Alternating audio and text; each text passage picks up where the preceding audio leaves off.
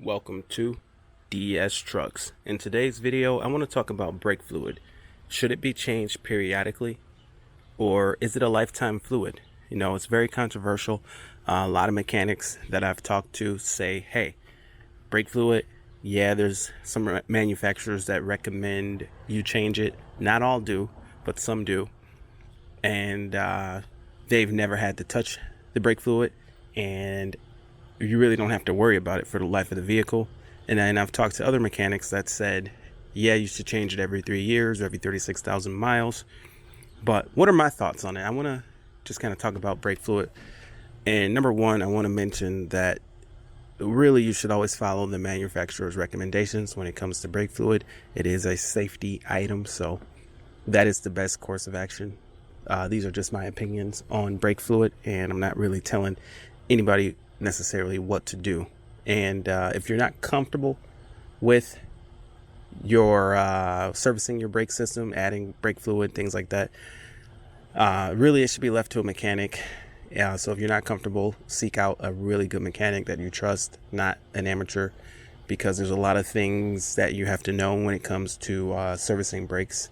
For example, you really don't want to even be taking off the cap if it's not necessary, because it is hydroscopic, so it absorbs moisture from air. So if you open this cap and let air into the system, then you're just introducing moisture unnecessarily.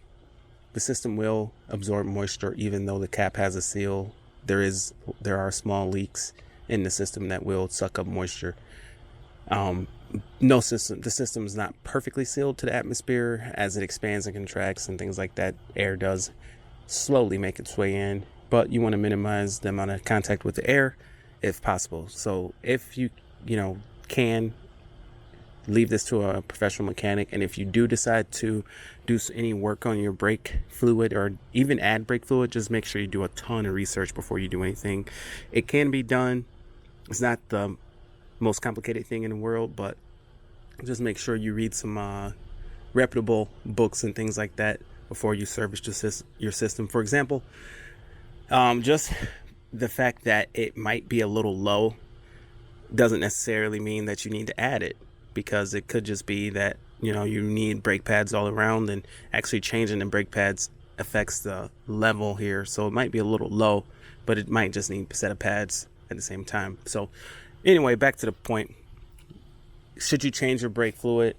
It's one of those things that's very controversial, and a lot of mechanics will tell you it's pretty much a lifetime thing.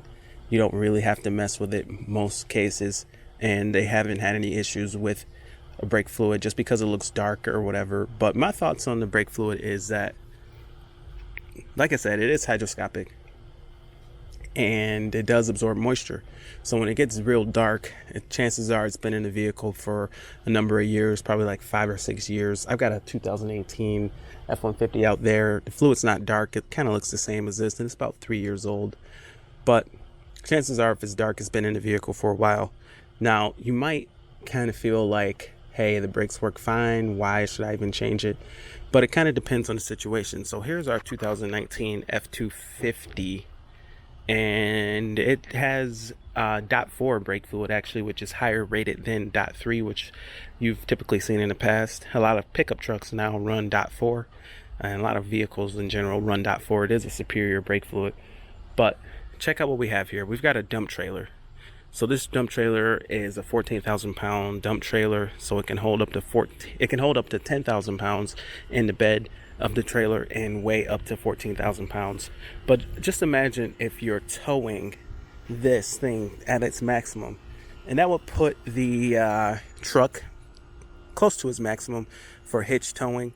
It can tow more gooseneck, but for towing on the hitch off of the rear of the truck, about 14 or 15,000 pounds is the max. So this would be close to the max.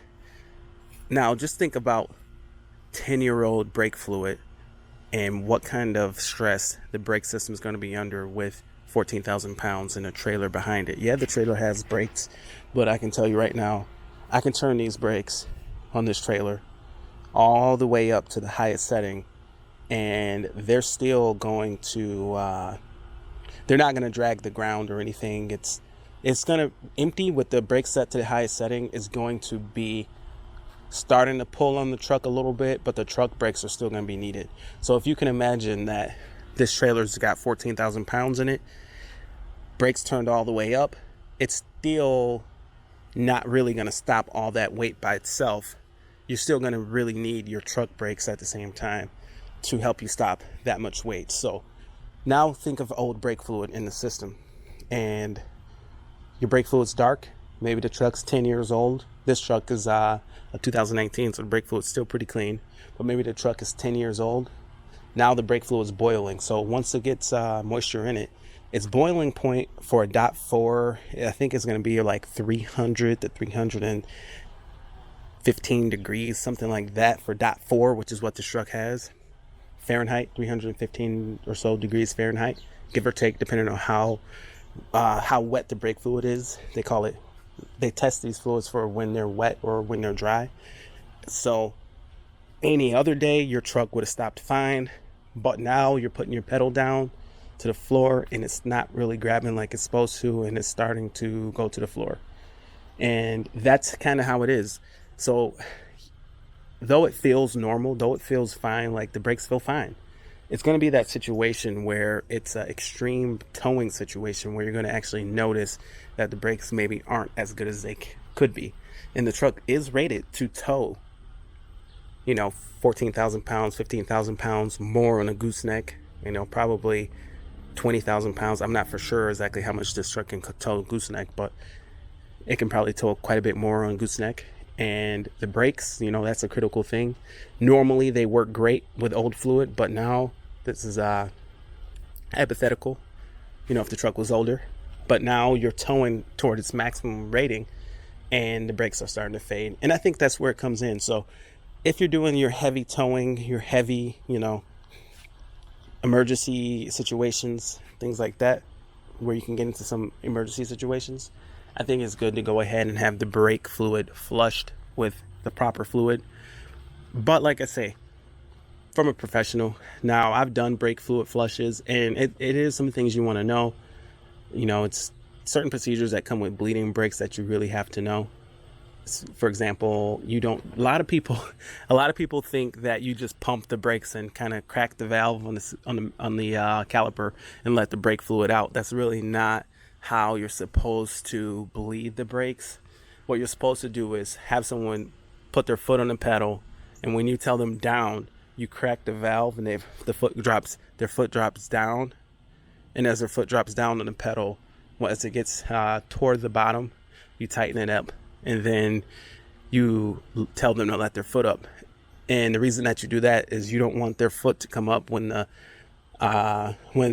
bleeder screw is open. And you don't want to know how many times I've seen somebody online on YouTube or whatever bleeding brakes by just pumping the brakes and holding them down and then cracking the valve. And then you really don't pump brakes. Like, if you're pumping your brakes, you're not pumping anything. Like, you're not pumping up the brakes. It's not a pump. It's not an air pump, so you can't like squeeze down on the pedal like this and then pump them up and builds it up. It really doesn't do that. When you push it down, it applies the brakes, and when you let off, it lets off the brakes. And if you're pumping your brakes, you're not pumping them up. Pumping the brakes comes from an old time way back in the day before ABS, as a way to prevent the braking system from grabbing. So when you would pump the brakes, you were just pretty much doing ABS without an ABS system, because before like 92, not every vehicle had ABS before that time. So when you were sliding in the snow, you had to pump the brakes in order to prevent losing total control. So somehow that got translated to bleeding brakes, where people think they're pumping up the brakes and then cracking the valve and then it's pumped up. No, you don't pump these up. Like, it's not an air pump in here that builds up pressure. It only applies pressure when the foot's down. So you're just applying the brakes and letting off the brakes, and applying the brakes and letting off the brakes. Anyway, that's beside the point. But the point is, you really need to know your stuff before you service your brakes. For example, you can't put any petroleum-based products in your brake fluid. If you ever accidentally did that, you would cause damage to the system to the point where you'd have swelling on your diaphragm underneath the cap here, and that's a good thing to look at if you're ever looking at a used car. I'm going to open this up for a second, even though you should never open this up unnecessarily because it lets a little bit of air in, but it'll be all right. But what you want to look for if you're looking at a used car is you can look at this brake fluid cap real quick and just take a peek at it. And if that is all swollen up, that cap there, if that's all swollen up and looks all deformed and warped and it's hanging down or it looks out of order, then you know that, hey, something ain't right with these brakes. And that's going to be an indication of how all the rubber looks inside of the system. So if you have that, if you have contamination with oil, that can get expensive fast. You're talking thousands and thousands of dollars.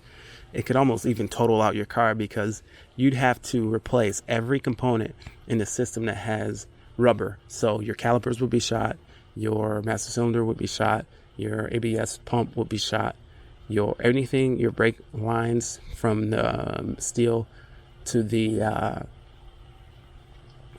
calipers, any rubber lines, it would just eat the rubber. So for whatever reason, when you put petroleum-based products in a braking system, it causes all the rubber to swell and it just ruins the system. So you want to watch out for that.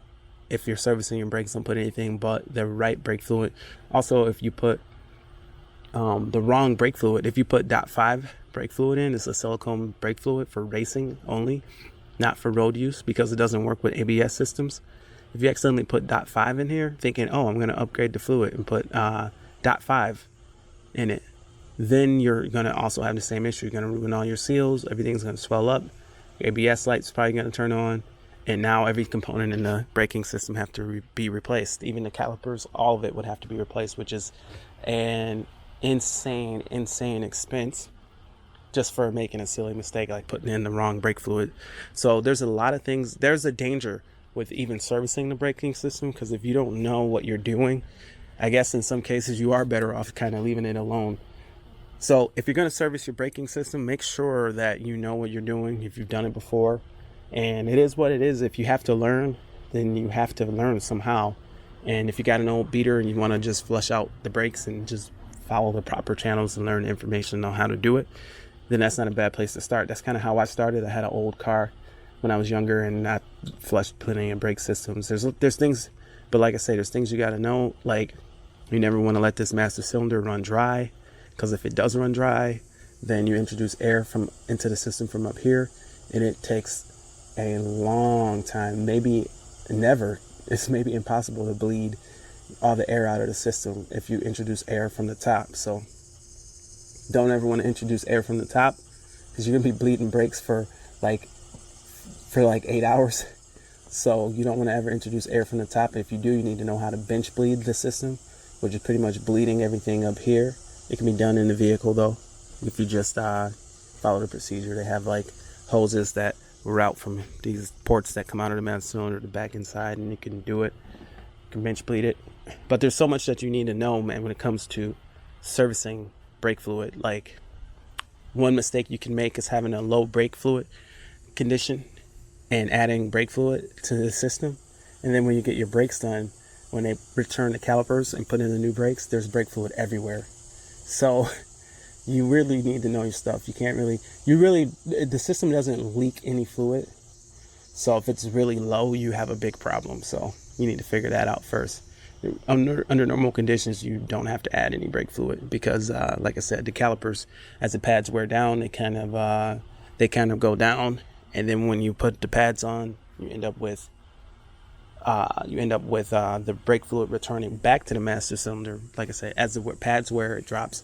So really don't need to add it unless there's something wrong. But tell me what you guys think. What do you guys think about changing brake fluid? Is it something that should be changed? If you're a mechanic, comment below. I know it's controversial. I think that it should be changed, just for the fact that it's going to be that emergency situation when you're towing or something like that. Particularly if you're towing those heavy weights and you're taking your vehicle to the max. Passenger cars, you might never notice an issue. You know, there's plenty of old vehicles on the road with 300,000 miles and never had the brakes flushed and still stop fine.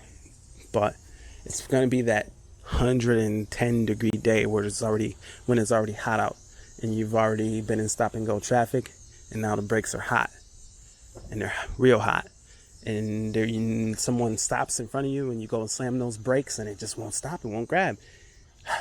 That's why it's good to go ahead and service the brakes like the manufacturers recommend. If it's real dark, they make tests that you can check the moisture content on the brakes and actually see how much water is in them. And it ain't bad to do, it ain't bad to change them, but just make sure you trust that mechanic and make sure they know their stuff. A good mechanic can do it. It's not that complicated. If I can do it, any good mechanic can do it. I really haven't even worked on cars in a number of years, and I think I could still bleed a brake system, no problems. It's not rocket science. It's just a matter of knowing. It's just a matter of knowing a little bit, you know. So if you do get it done, just tell the mechanic, hey, don't, you know, I want the brakes flushed, and tell him don't let the master cylinder run empty. He'll think you know your stuff. So he might be paying extra attention not to mess something up. So anyway, should you flush your brakes? I think you should. Just find the right person. But thank you guys for watching DS Trucks. Comment below. Thanks for tuning in. Subscribe if you like truck content. This is our 19F250. There's an F150 out here. The gate's locked, so I can't even get out of my own backyard. But there's an F150 back here. 2019. It's got the 2.7 EcoBoost. My 2018 is gone. I think my old lady took it. And there's my 16 or 14-foot short track dump trailer. And we do a lot of towing and hauling and everything with this. Got some videos up with this truck and trailer and all our trucks towing it. But thanks for watching. Thank you for watching DS Trucks. See you in the next video. Please subscribe, share the video, and have a great day.